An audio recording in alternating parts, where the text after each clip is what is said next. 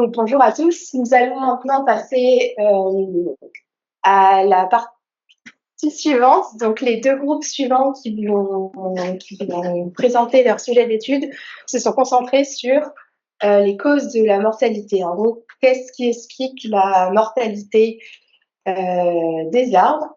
Le premier groupe, donc Jeanne et moi-même, allons vous présenter les effets des caractéristiques du peuplement sur cette mortalité, tandis que le deuxième groupe, donc Amélie et Quentin, vont présenter plutôt la part d'effets climatiques sur cette mortalité. Donc, tout d'abord, pour commencer, une diaporama de contexte en commun. Donc, pour nos deux groupes, on a considéré, vous allez entendre parler d'arbres dominants. Donc, ce sont les arbres dont le diamètre est supérieur au diamètre moyen de tous les arbres de la placette de plus de 17,5 de diamètre. Ensuite, pour la variable mortalité, nous avons pris une variable binaire, donc à l'échelle de la placette, 0 lorsqu'il n'y a pas de mortalité, 1 lorsqu'il y a au moins un arbre mort pour une essence donnée. Ensuite, voilà, réflexion à l'échelle des placettes, construction d'un modèle linéaire généralisé que nous allons vous présenter plus tard. Et la différence entre nos deux groupes est l'échelle de données qui est différente. Là, le premier groupe, sur les effets du peuplement, nous allons nous concentrer surtout à l'échelle du PNR, tandis que nous avons construit notre modèle à l'échelle du PNR, tandis que le groupe sur l'effet du climat a travaillé à une échelle nationale, avec les données de l'inventaire forestier national. Donc, nous allons passer aux effets du caractéristique des peuplements. Donc, notre jeu de données a été le jeu de données LIDAR, du coup, du PNR, auquel on a sélectionné, on a supprimé des placettes avec des données manquantes, sélectionné les arbres uniquement de plus de 17,5 de diamètre, donc dans un objectif de production. J'ai peut-être oublié un petit contexte. Là, le but d'étudier les caractéristiques du peuplement est d'estimer quelle sylviculture, quelles pratiques sylvicoles pourraient être les plus favorables pour limiter la mortalité des arbres. Donc ensuite, nous avons également supprimé les placettes avec des coupes récentes, donc datant de moins de 5 ans, afin de mesurer vraiment l'effet du peuplement, imaginons pas la densité au temps T, mais une densité plus long terme qui impacterait la mortalité. Puis, nous sommes concentrés uniquement sur les placettes de hêtres et de sapins, qui étaient les plus présentes dans notre jeu de données. Ensuite, donc, au vu de la bibliographie, nous avons identifié plusieurs variables à tester. La première est le mélange. Donc, nous avons établi une catégorie, les hêtres très purs, qui sont lorsque il y a 80% ou plus de hêtres sur la placette, les sapinières pures, et ensuite 3 classes de mélange, donc hêtres sapinières à dominance de hêtres, sapinières hêtraies à dominance de sapins, et la mixte avec une proportion équilibrée de sapins et de hêtres. Dans toutes ces placettes, il y a minimum 20% de hêtres et de sapins dans ces placettes mixtes, les trois mélanges. Donc, vous avez en dessous la proportion pour vous montrer qu'il y a beaucoup d'êtres purs, 72%, uniquement 13% de sapinières pures et 15% de l'ensemble des trois mélanges. Voilà. Alors ensuite, une autre variable étudiée est la structure du peuplement. Ici, vous pouvez voir un graphique qui indique différents types de peuplement en abscisse et le nombre de placettes,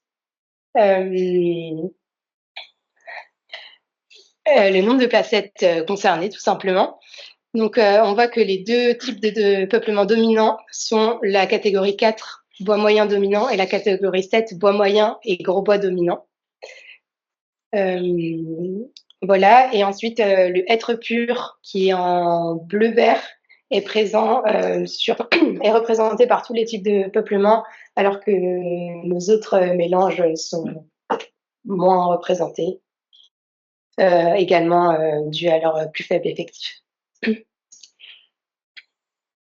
Ensuite, la troisième variable étudiée est la densité, tout simplement par le nombre de tiges par hectare. Puis la quatrième, la surface terrière. On vous a mis ici deux graphiques. Donc le premier est la densité, donc le nombre d'arbres, la fréquence. Non, c'est les placettes, j'imagine. La fréquence des placettes avec les différentes densités. Et le deuxième, donc ce même graphique avec la surface terrière. Pour vous montrer, on avait des belles répartitions gaussiennes. Voilà, donc ce sont les 4 variables de caractéristiques de peuplement étudiées. Maintenant, pour vous donner un petit aperçu de la mortalité par essence, du coup, toujours au sein du PNR élargi. On voit donc le graphique montre les essences en abscisse et le nombre d'apparitions d'une placette qui contient l'essence. Par exemple, pour ici le chêne pédonculé, donc on est à 100 apparitions, c'est-à-dire 100 placettes où il y a du chêne pédonculé, et parmi ces 100 placettes, 5,2 placettes contenaient un chêne pédonculé mort.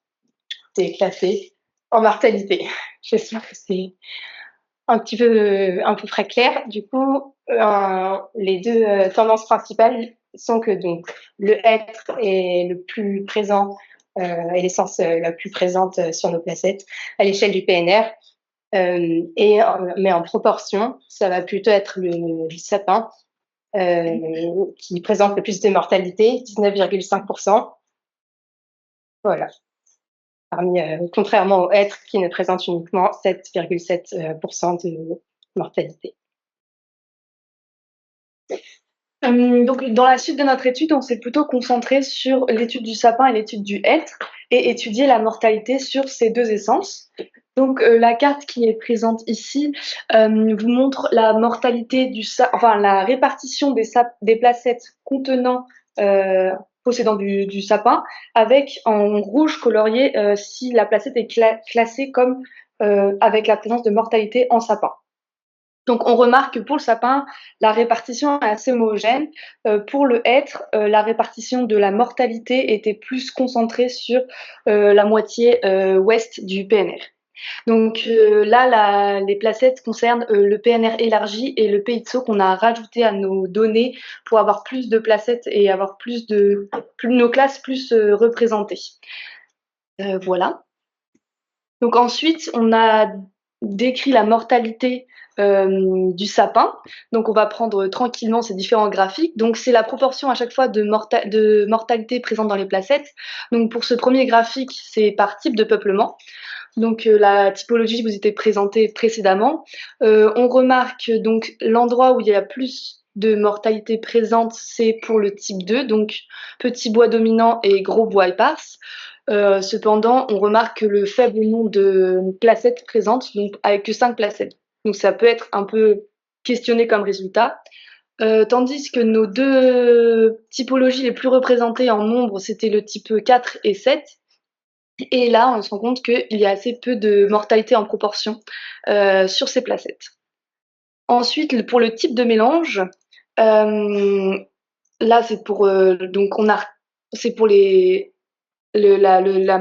modèle sapin. Donc c'est bien, on a retiré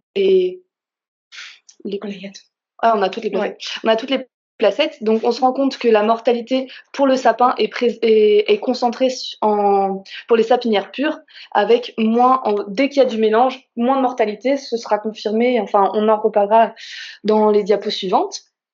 Pour la surface terrière, on remarque que dans les classes de surface terrière les plus élevées, il y a plus de mortalité présente. Et pour le graphe de densité, on ne peut pas en tirer beaucoup de conclusions, c'est assez réparti, mais les classes les plus représentées possèdent peu de placettes. Donc on ne peut pas vraiment tirer de conclusions sur ce graphe. Ensuite, dans notre étude, on a utiliser un modèle, on a mis en place un modèle linéaire généralisé. Et pour ça, on a utilisé des variables de peuplement qui vous ont été présentées précédemment et des variables topoclimatiques. Donc, on a fait deux modèles, un modèle pour le hêtre, pour étudier la mortalité du hêtre, et un modèle pour étudier la mortalité du sapin.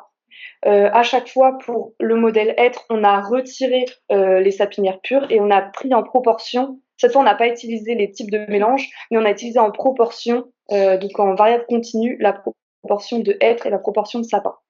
Les variables donc explicatives de la mortalité qui ressortent dans notre modèle, pour le hêtre, c'est en premier le pH et en deuxième la densité. Et pour le sapin, donc on avait 4 variables significatives qui ressortaient, qui expliquaient la mortalité du sapin. En premier, donc elles sont classées dans l'ordre de l'apport de la variable au modèle. Donc c'est un peu en ordre d'importance. Donc en premier, c'est l'indice de position dans le versant. En deuxième, c'est la proportion de hêtre. Donc là, on est dans le modèle sapin, donc c'est bien la proportion entre guillemets du sapin en mélange avec le hêtre.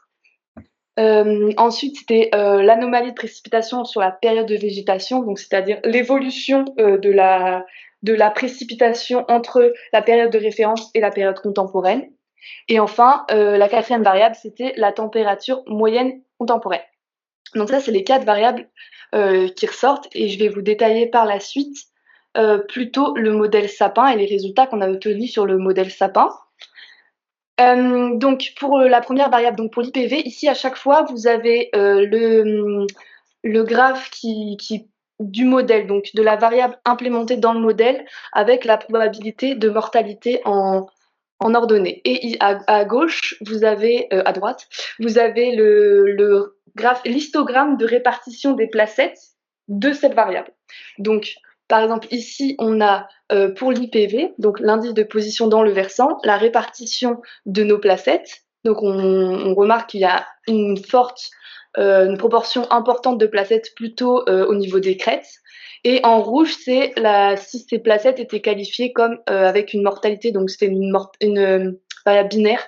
Donc là, elles étaient classées comme avec mortalité.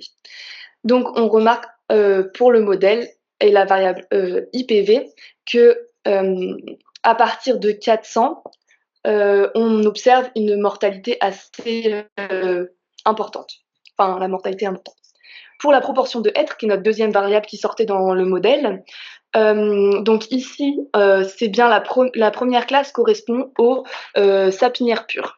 Donc déjà, on a une forte représentation de ces placettes et on remarque que la mortalité est très importante, est plus importante et plus représentée dans cette classe de sapinières pures que plutôt dès qu'elle est mélangée en proportion avec du hêtre, en différentes proportions avec du hêtre.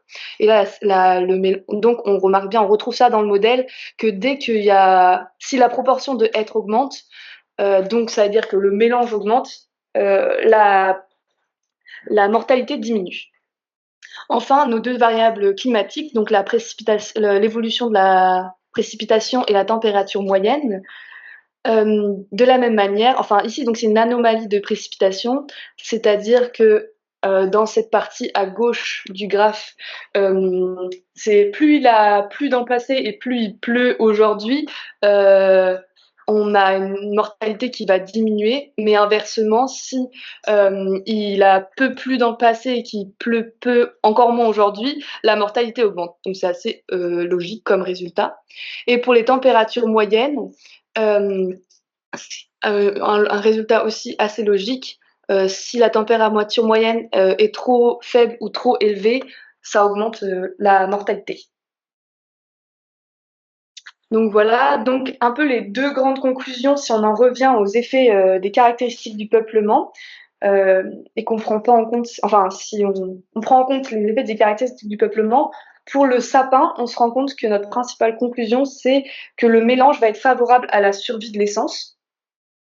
Et que pour l'essence du hêtre, la densité va être ce qui va impacter le plus sa mortalité. Donc s'il y a une forte densité, il y aura plus de mortalité de hêtre. Donc ce qu'on pouvait en conclure, c'est que le changement des pratiques sylvicoles peut être un levier pour l'adaptation au changement climatique. de ces massifs forestiers. Après, cependant, il y a quelques nuances à avoir par rapport à notre étude. C'est que déjà, on a pu voir juste précédemment que dans nos modèles, il y a un fort poids des variables de station et climatique. Donc, c'est pas forcément les caractéristiques du peuplement qui ressortent en premier. On a aussi donc on avait pris sur le PNR et le Pays de Sceaux, on a quand même peu de placettes et peu de placettes avec de la mortalité présente dessus. Donc c'est une limite pour modéliser la mortalité. Et la mortalité était définie de façon binaire, donc c'est-à-dire on avait à partir d'un arbre mort sur la placette était considérée comme avec présence de mortalité, donc ce qui quand même amène un certain biais dans l'analyse parce qu'on ne prend pas du tout en compte l'intensité potentielle de la mortalité sur la placette et on n'a pas pu du tout prendre en compte le dépérissement. Donc on n'a pas pu analyser le réel état sanitaire de la placette. Et enfin, l'historique de gestion, on a pris ça en compte avec juste en retirant les placettes avec la présence de coupe, mais sinon on n'avait pas d'historique de gestion pour ces placettes, donc ça ramène aussi un biais dans l'effet des caractéristiques du peuplement sur la mortalité. Donc voilà. Après, donc pour aller plus loin, pour répondre un peu à ces limites, il faudrait plus de placettes, étudier plus le dépérissement et peut-être une étude de plus à l'échelle de l'individu de l'arbre. Ouais. Oui. C'est fini pour la partie sur le peuplement, l'effet du peuplement sur la mortalité des hêtres sapinières. Est-ce que vous avez des questions? Et moi, j'avais une question. Jonathan Oui. Pitot, là, je suis responsable d'unité territoriale à l'ONF et mon UT couvre une partie, enfin, se situe en partie sur le PNR. J'ai quand même des assez gros doutes sur la pertinence des modèles et j'ai rien vu passer sur l'évaluation de leur qualité statistique et de leur performance statistique. D'après ce que j'ai vu, la mortalité, ça reste par chance quelque chose de rare dans les données.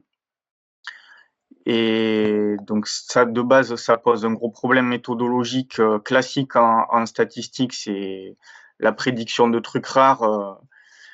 Je vous fais un modèle qui prédit qu'il n'y a pas de mortalité, j'aurais raison dans 95% des cas et voilà, c'est difficile de raffiner plus. Et j'avais, enfin, ce qui m'a mis fortement la puce à l'oreille, c'est dans la diapo qui présentait les prédictions du modèle là sur le sapin avec les données qui sont à côté, notamment l'effet de l'indice de position de versant là où le modèle, de ce que j'ai vu, prédit 100% de mortalité dès lors qu'on est au-dessus de 400, ce qui est pas du tout ce qu'il y a dans les données, quoi. On est au mieux dans les 10% ou 20%. Donc voilà, ça me questionne énormément d'être après assez affirmatif et conclusif sur ce genre de choses qui, pour moi, d'un point de vue stat, ont des assises quand même fragiles, quoi. Voilà, je sais pas ce que vous pouvez en dire. Oui, effectivement, il y a différentes limites à aborder sur ce modèle. C'est vrai qu'on n'a pas mis les performances du modèle parce que il y a différents publics, on ne voulait pas vous noyer de la modélisation, mais elles seront dans le rapport. Et juste pour répondre rapidement à la question, on avait quand même des AUC qui sortaient à plus de 0,8. Donc techniquement, la qualité du modèle était bonne. Après, effectivement, on a peu de placettes et comme je précisais, on a peu de placettes avec de la mortalité. Donc ça ramène forcément un énorme biais dans l'analyse. Et pour répondre, tu voulais répondre sur l'IPV? Plus largement pour l'IPV, l'idée c'est que la probabilité de mortalité, c'est pas tant les chiffres sur la gauche qu'il faut regarder et se dire ok, la courbe elle arrive à 100%, tout va mourir. C'est pas ça. C'est plus une question de dynamique. Et donc ce qu'on constate, c'est qu'il y aura probablement plus de mortalité quand l'IPV va augmenter que quand on sera plutôt en bas de versant. Ouais, mais ça veut quand même dire que vous avez un modèle qui prédit qu'il y a 100% de chances que les placettes aient une mortalité présente dans les 400 et ça s'éloigne fort de la réalité des données, quoi. Non, en fait, c'est des modèles qui sont quand même assez complexes dans leur mise en œuvre théorique, quoi. Et si c'est clair. Et ce qui se passe, c'est qu'il y a toute une fonction. En fait, on modélise quelque chose qui est binaire. Et derrière, on associe des probabilités. Et ça veut dire qu'il y a une probabilité de chance que cette placette, elle soit en présence de mortalité ou non. Mais surtout qu'on va fixer ici des optimums en fonction des autres variables de notre modèle. Et nous, ce qui nous intéresse, c'est vraiment la forme de la courbe et l'évolution, plus que en fait la probabilité qui est donnée en ordonnée. Il ne faut pas les prendre en absolu, ces probabilités-là. Elles sont plus à titre indicatif pour comparer deux valeurs différentes de la variable. Après, peut-être que vous pouvez rappeler qu'est-ce que c'est l'IPV et comment il est calculé? Je peux faire ça juste après, je finis pour compléter, pour répondre à la première question. La différence entre les deux graphiques aussi, c'est que sur l'histogramme, on représente vraiment juste la distribution sur les placettes, que vaut la valeur de l'IPV. Alors que sur ici le modèle, en fait, on prend en compte les 3 autres variables dans le modèle qu'on fixe à l'optimum, enfin là où on a le plus, et on représente l'IPV. Du coup, c'est normal que les deux, elles n'aient pas la même tête, parce que c'est juste pas la même chose qui est représentée. Ici, on a que l'IPV qui est pris en compte, et ici, il y a les 3 autres variables qui jouent en plus de l'IPV. Du coup, c'est l'apport de l'IPV par rapport aux 3 autres variables. Ouais, c'est l'effet partiel de la variable, quoi. C'est ça. Mais en prenant en compte le fait qu'il y a, ça s'ajoute aussi à l'effet de la proportion de lettres, l'effet des précipitations, etc. Ouais, moi, juste, quand on dit présence de mortalité, ça veut dire qu'il peut y avoir un seul individu mort et vous considérez que c'est mort, c'est ça? Oui, il y a ça aussi à Ok, prendre en parce compte. que pour moi, ça me dérange déjà énormément.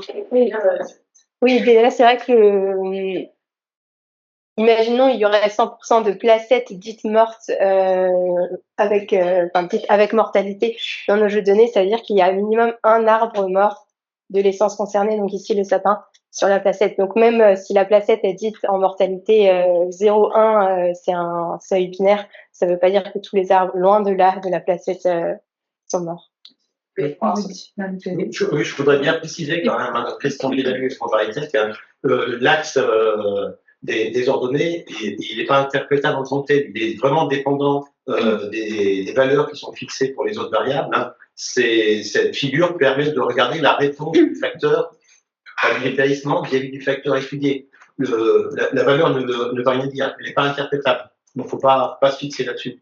Ouais, d'accord, merci Christian. Je croyais que c'était la prédiction du modèle. La valeur va être dépendante parce que les autres variables du modèle sont fixées une valeur constante, et ça dépend de la valeur de cette constante. Donc, suivant les valeurs des autres paramètres du modèle qui sont fixés, ben, la proba va être plus haute ou plus basse. D'accord. C'est pas ça qu'il faut interpréter. C'est vraiment la forme de la courbe. Ok, merci. Et sachant que là, en plus, ça a été fixé aux valeurs optimales des autres variables. Donc, là où il y a la plus forte probabilité de mortalité, donc, ça veut vraiment rien dire. Et il faut bien fixer les valeurs des autres variables pour pouvoir la représenter. Voilà, ce qui nous intéresse, c'est vraiment la dynamique et de voir comment ça répond, si ça augmente, si ça diminue, si c'est une tendance différente. Pour l'IPV, tu veux ça? Vous voulez qu'on vous précise l'IPV? L'IPV, c'était l'indice de position dans le versant. Donc, c'est-à-dire 0, c'est à vol d'oiseau, plus ou moins à la distance du talweg. Donc, 0, c'est proche du talweg et 1000, c'est en gros sur la crête. Donc, loin du talweg. Est-ce que ça répond à la question? Ouais, merci pour les précisions. Est-ce que vous avez d'autres questions? Moi, j'ai une autre question.